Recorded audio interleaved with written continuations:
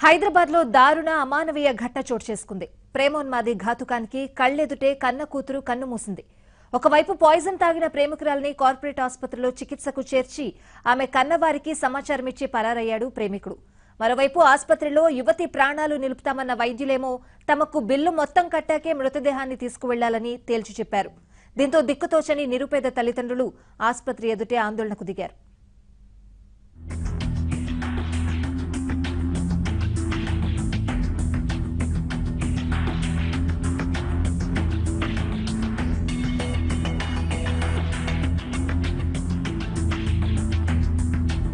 మెదక్ జిల్లా కోహెడ మండలం మైసంపల్లి గ్రామానికి చెందిన లక్ష్మణ్ కుమార్తె జ్యోతి డిగ్రీ పూర్తి చేసింది.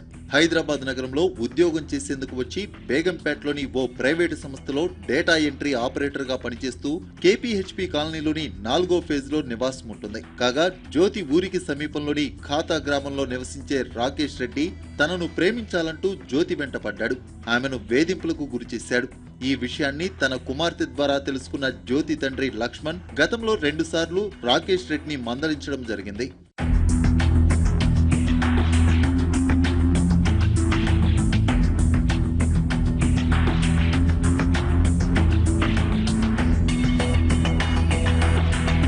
జ్యోతి తండ్రి మందలించిన రాకేష్ రెడ్డి తీరు మార్చుకోలేదు. ప్రేమ పేరుతో వేధింపులు కొనసాగించాడు. దీంతో తీవ్ర మనస్తాపానికి గురైన జ్యోతి సోమవారం రాత్రి శీతల పానీయంలో విషం కలుపుకొని తాగింది.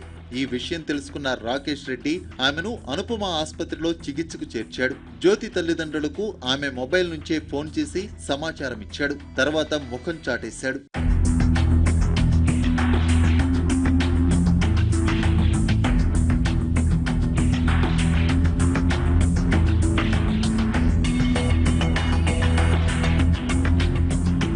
కుమార్తె ఆత్మహత్యాయత్నం చేసిందని తెలిసి తండ్రి లక్ష్మణ్ తన కుటుంబ సభ్యులతో కలిసి హడావుడిగా అనుపమ ఆసుపత్రికి తరలివచ్చారు. కుమార్తెను ప్రభుత్వ ఆసుపత్రికి తరలించాలని ప్రయత్నించారు.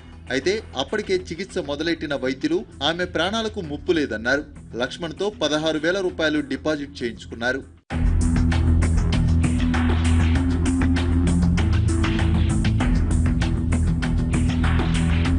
అయితే ఆసుపత్రిలో చికిత్స పొందుతూ జ్యోతి తుదిశ్వాస విడిచింది. ఈ విషయాన్ని మృతురాలి తండ్రికి చెప్పిన వైద్యులు ఆమె చికిత్సకు అయిన బిల్లులో ఇంకా 20,000 రూపాయలు చెల్లించాలని చెప్పారు. దాంతో నిరుపేద తల్లిదండ్రులు కుదేలయ్యారు.